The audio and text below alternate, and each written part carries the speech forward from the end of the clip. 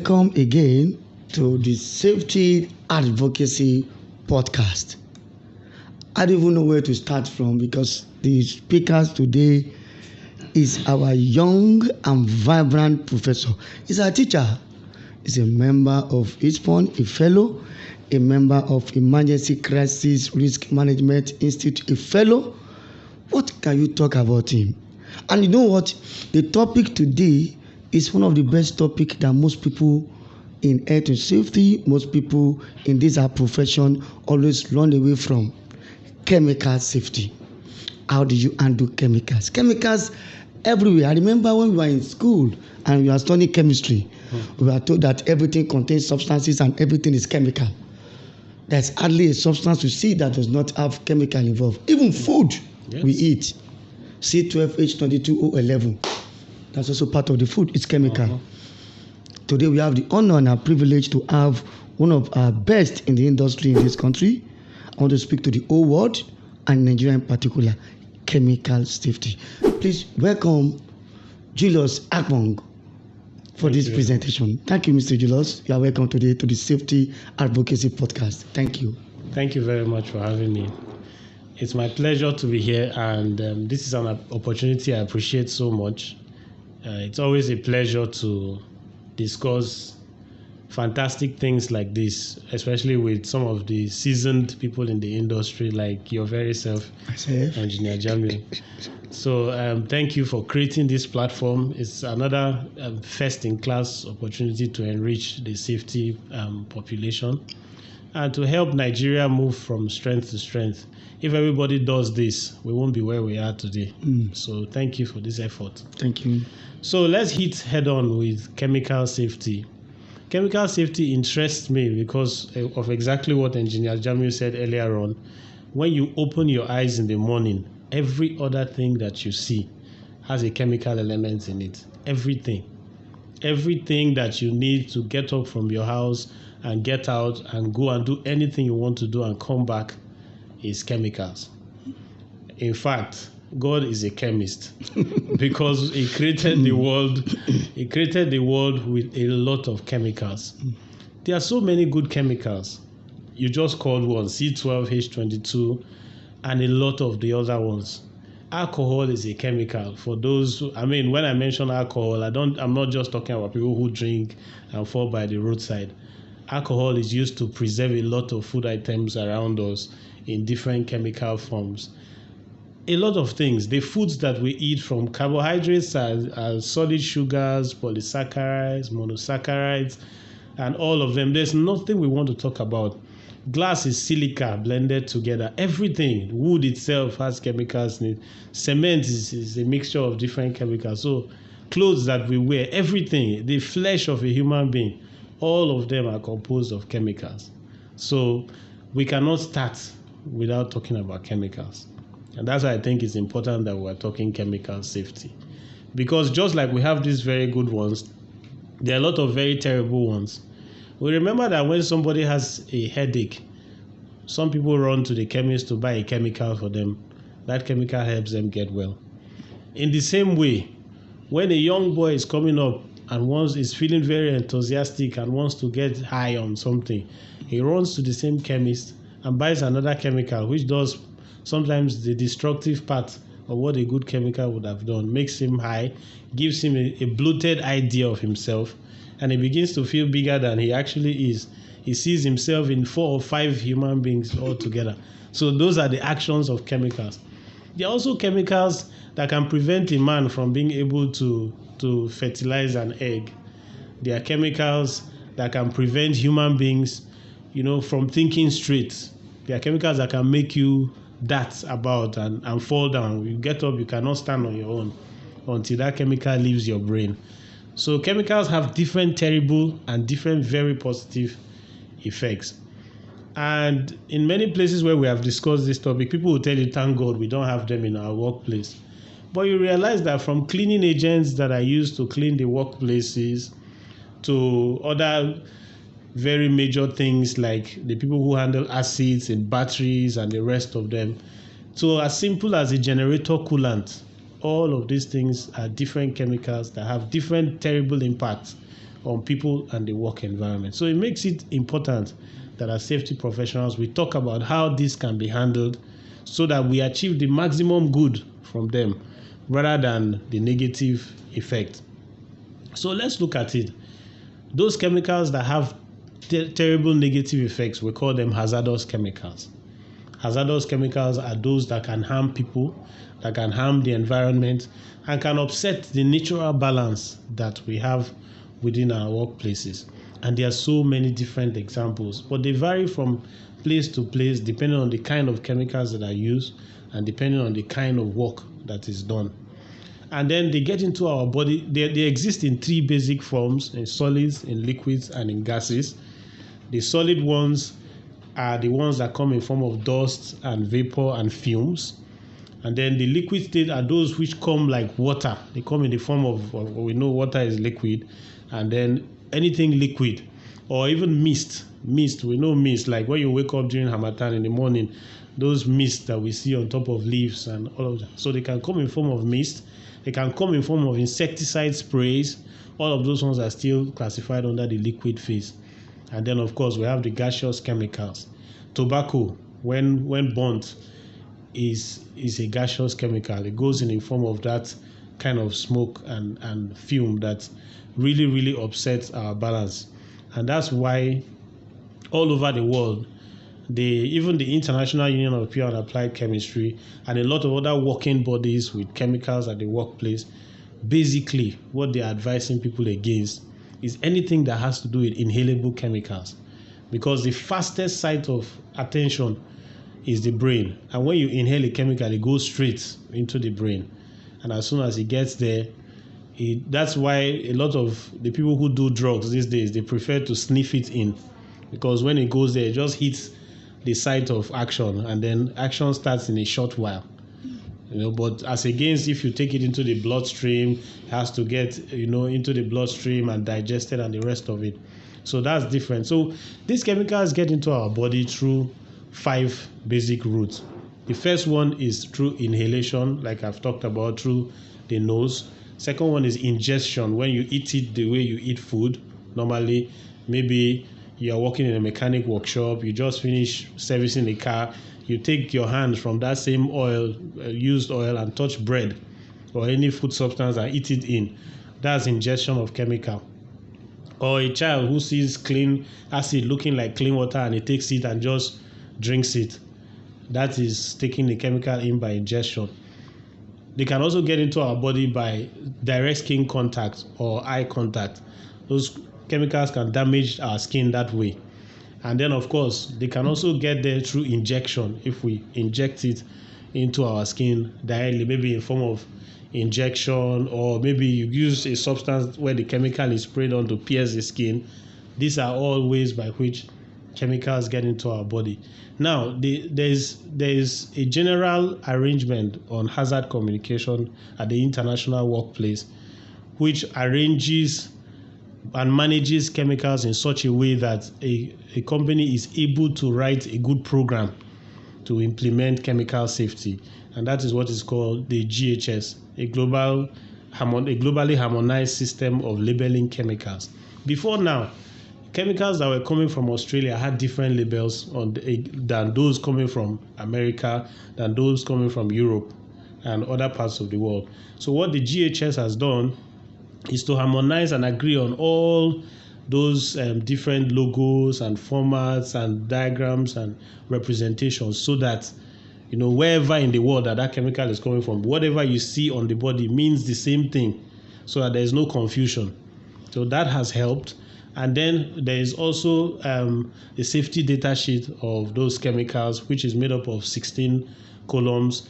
What that is supposed to do is to guide workplaces, employers and employees, guide them on, first of all, how do you handle these chemicals? What are the precautions? How do you dispose of these chemicals? If the chemical splashes on someone, what are the first aid measures? You want to transport it from one place to the other. What are the transportation modalities? You want to store it. What size of bonding or bonded area do you need to store that chemical? In case there's a fire from that chemical, how do you take care of fire and the rest of it? There are 16 sections just talking about how to manage health and safety within a chemical. Because we just had an explosion, I think it was Beirut, not long ago, because of chemicals that were stored and accumulated over time. And I think it's been found out that a lot of heat from internal activity grew within it, and over time decomposition happened and an explosion happened. So beyond just damaging our skin through contact, inhalation, injection, and the rest of it, chemicals are fire hazards. And when they come up through those ways, they can cause a lot of big fires. So organizations need to put up a program to manage chemicals when they have it. And part of that program must include training staff on what the chemical they are handling is about, providing the requisite personal protective equipment, and then, of course, ensuring that the safety data sheet of that chemical is made available, that staff are not handling it by accident, but first of all, they have understood the chemical they want to handle before they begin to handle it. These are just preliminaries to chemical safety because it's such a broad area, and there are so many other angles to which we can handle chemical safety. But what we will advise from the Safety Advocacy and Empowerment Foundation to people who handle chemicals is that you don't handle a chemical without expert knowledge on what that chemical is made up of the safety data sheet requirements. Because if we have not known that, carrying that chemical about is like carrying a bomb in your pocket, because anything can happen. And I use typical example of the Beirut incident. And then with the chemical, there are different types of toxicity. There's acute toxicity and there's chronic toxicity. Acute toxicity, those chemicals that give you short-term effect. Immediately the chemical touches your body, you begin to see the action immediately, and it can happen over a very short time. Chronic toxicity, for instance, you work with asbestos. You go to work and come back, nothing happens. You have your bath and sleep, wake up fine the following morning, go to work again. But when maybe towards your retirement age, you begin to have mesothelioma, you begin to have lung cancer, you begin to come up with asbestosis, different things. You cannot enjoy your retirement age because you did not work carefully with certain silently dangerous chemicals while you were strong enough to work. So that's why it's important that owners of organizations and those who work with them to make money for themselves take this seriously. Now, we class how much of that chemical that has ended up in somebody's body as a dose. So you need to check the amount of dosage that has entered that person's body. And there's something we call a lethal dose. That's the dose that can end the life of 50% of the population. There's the way it's calculated, especially when they are using rats to test the toxicity of that substance. So they say any dose that kills 50% of that population is a lethal dose, and then it's called LD50, and it's a terrible and very dangerous one. So people need to take this. I've been to a lot of facilities where they store chemicals. I've been to in Lagos, I've been to Ojota because I used to go there myself to buy some chemicals to do certain things. You see the way people store chemicals and you want to cry. On a personal note, I have spoken to a lot of people and they do harm and nothing don't happen. That does not mean it won't happen. The Notre Dame Cathedral was around for 800 years without a fire, but one suddenly happened. I think it was 2018 or so. We had a fire there. So a lot of things can happen, can pop up, maybe because of the wrong action of one new person in the environment or things like that. So it's important that people take this very, very seriously and don't joke with chemicals. And there are different symbols which they all need to look out for, because chemicals, there are some that are corrosives. Immediately they touch your hand, they will begin to erode that part of your body immediately. There are some that are irritants. You will breathe them in. Like these chemicals have a lot of confusion they cause in society, because somebody can rent a new apartment, buy a particular paint that house, and go and sleep there and cannot sleep because the chemical is preventing the person from breathing. You can wake up and say it's because they've seen that you have expanded, you are trying to live a better life. That's why they are after you. and it has happened to me personally. I found out that the paints that we used was made up of isocyanates. And isocyanates are respiratory sensitizers. And I had respiratory problems at the time. So immediately I used it to paint the wall. I couldn't sleep. I woke up in the morning, they don't start to. And then I told myself, come, you need to go and check this thing. And when I went to the doctors... That one is spiritual hazard. Exactly, spiritual chemical hazard. They mix it up with so many things and call it names. So, but at the end of the day, society needs to understand, and employers, the corporate world, need to understand that these things, as good as they are, they have their disadvantages, which we must put a deliberate program in place to ensure that they are properly managed to prevent the hazards from turning all the good things they bring into the bad things that are possible. Because the bad things are there and they are very, very possible. And then lastly on this short session is the personal protective equipment. Many times people just look at the cost of buying simple personal protective equipment and jeopardize the priceless life of individuals. You should not give people fumes, chemicals that have fumes, without providing a respirator through which they should breathe good air, separate good air from the bad one coming from the chemicals. Even the welding that we do, there are a lot of bad fumes coming from there, which the welders have grown used to over time, which is actually not good for them and can lead to reduction in their lifespan. So there are all of these things going on for which employers and employees need to take seriously. So for this session, I'd just like to stop here and wait for any questions that. Oh my God, we don't want you to stop. We are really enjoying your lecture, especially taking us back to the incident in Beirut where ammonium nitrate caused a serious explosion on the people, keeping ammonium nitrate inside the warehouse. Very wonderful presentation. And you know what, Julius, you really touched a lot of ways chemicals are so important to us, where we get a lot of benefits.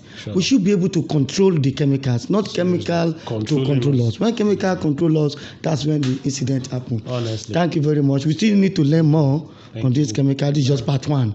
You still come for part two with us. A question has just been sent to us now, and the questions, the person narrated it from the ISO 45001 perspective, 2018. It said, based on clause 8, where you have operational controls, it said it's very critical for us to have chemical safety program. The same question, and I said, going back to clause 4.2, where you talk of needs, meeting the needs and expectations of the interested parties. So the person centers straightly on the employers and employee. He said, if their company is doing ISO 45001 and he has been able to see the importance of chemical safety program under operational control. Now, he's now asking under clause 4.4, where you have the management system itself. It now takes us to clause 5.3. He said, this is where you talk about organizational responsibilities and others. So what are the responsibilities of the employers and the employee? Best practices you want to learn from you, sir. What are they? Thank you very much. That's very critical and very, very critical. It's like we said, you see, I keep talking about employers and employee, and it's a very instructive question that, just to put it right, it is a responsibility, by best practice, is a responsibility of the employer to ensure that, number one, the employee is trained as part of the, first, that there's a program, a chemical safety program, and then before even the chemicals arrive, the employees are trained on chemical safety and handling, and then after that, if you're going to use any specific chemical, the safety data sheet of that chemical is brought. Not that you go for an audit and you ask an employee, what chemical are you working with? First, they start by not knowing the name.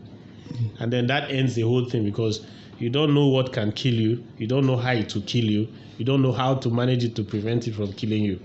So first, it's important that knowledge is made abundantly available with posters all over the place to remind the people of how to handle it, and then personal protective equipment provided to ensure that that is used adequately. So without this, and then the employee's own responsibility, employees need to know that they owe it to themselves and management by law to ensure that they, first of all, number one, comply with everything that has been taught them during training. Number two, that they request for that training. Very, very important that when you are given something like that to work with, you make a request. If you have not been trained, a request that you be trained for that training, for that equipment, for that chemical before you even work with it. This is very crucial. Why? Because if the person who gives you a job to do does not know, and you know, and you do not ask, and you work with it, and you get injured, the negligence on the part of that person, the person is culpable for it, and then the negligence on your part, you are culpable for it. And then chemicals are mutagens. If, for instance, it affects your genes, it's a mutagen and it affects your genes, your generation is affected for life. 1945 is a case in point, Hiroshima and Nagasaki. Till tomorrow, there are still birth defects from the explosions of atomic bombs in that area, which can be, in Ogun State, a particular community sued a particular company whose name I won't mention, because they felt that the radiation from their mask affected their males and they couldn't perform in the evening. So at the end of the day, these things all have their... Even the Bhopal incident is also there to talk about. Yes. So, there are many, many incidences. Our world should be wise enough to not allow those things repeat again before we learn. So it's very important that we need to have our lesson learned from incidents. Honestly, so that they will not continue to repeat itself again. Yeah, so employees owe themselves, their families, and the community that responsibility to ensure that the request for training for any chemical they are given to work with. And then, if they've trained you, they've given you PPE, you then owe yourself a responsibility to use those things adequately and come out alive. It's only people who are alive from the first job that can go for a second job. If you are alive, if you do well today, you'll be alive tomorrow. Follow safety today, alive tomorrow. Yeah, and then no safety today, no tomorrow. No tomorrow. You see proliferation in cancer these days. Most of it is caused by poor handling of chemicals. A lot of it. Occupational cancers. Yes, occupational cancers. A lot of it is from, a research was done. I think I've not seen all the data, but most likely 70% of it are occupational cancer causers. Yes. Wow. Please, ladies and gentlemen, or the audience, this is very important.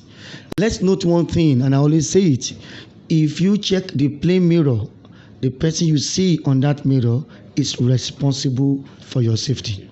If you see the village woman that you greeted about 2 weeks ago or 2 months ago, then the woman is responsible to guard your safety. Well, I know, Julius, I'm going to see myself. Of course. So therefore, if you stand in a real safety mirror, starts with me. Yes, of course. All of us should know safety starts with us. And we should not take safety for a joke. It's very important. Final question. There are many questions. Others will ask their questions in the sessions when it is posted on YouTube. But there are many questions, but I have one more, very brief one. The person said, safety officer, could you just briefly tell us how we can manage risk from chemicals, chemical risk, safety officer, briefly? Very important. People don't solve problems by testing them. A lot of safety people go there for a risk assessment, in which case they expose themselves to that chemical first, and then now try to find out. No, but the first thing to do is for the safety person to, first of all, when a chemical is going to come for a process, like I worked in a company where they were manufacturing drugs, all manner of drugs, from injections to paracetamol to Danacid and the rest of it. The important thing is to not wait until the chemical has arrived the warehouse. When they say this process is going to involve ABC type of chemical, the safety person should acquire knowledge around the workings of that chemical. Even before it's shipped down, they should send you, the company you're purchasing from, they know that, the companies themselves know it, that they should send you whatever you need, the compositions of that chemical, what makes up that chemical, and how it can harm people, even before they send it down. Because you see, if you don't know it, you're not going to be able to carry out a risk assessment around how to work with that chemical. If you can't carry the risk assessment, then you cannot train people on on what needs to be done to handle that chemical properly, it means you are also at risk of exposure to the ills from that chemical. So it's important that the safety people get to know about the hazard of the chemical before it arrives the country of usage, not when it is in the warehouse. Then we start, this chemical has arrived. Otherwise, the problem with the chemical will start during offloading. So it's from when it comes from the port to the warehouse, whatever handling requirements that are there, the safety man should know and advise the logistics team before the chemical begins to come into the company presence. Every chemical is a potential bomb in an organization. Wow.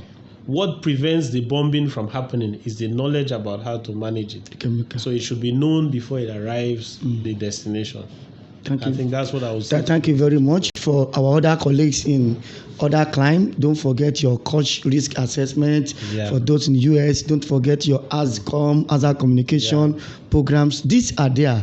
So the next part 2 sessions, these are the areas we would like to go to. The regulations in UK, coach risk assessment, the REACH, and of course in US, the ASCOM. And I know Nigeria one day we will get there by putting up our own how to manage chemical safety. And that is why we are here with this podcast. Thank you very much, Julius Akpong, for this beautiful, wonderful, and very interesting and engaging lecture. Thank you very much. On behalf of the whole world, not only Nigerian health safety professionals, on behalf of all international safety organizations, right from IOSH, ASSP, WSO, and a lot of them. Thank you so much. My pleasure. Thank you. Thanks too.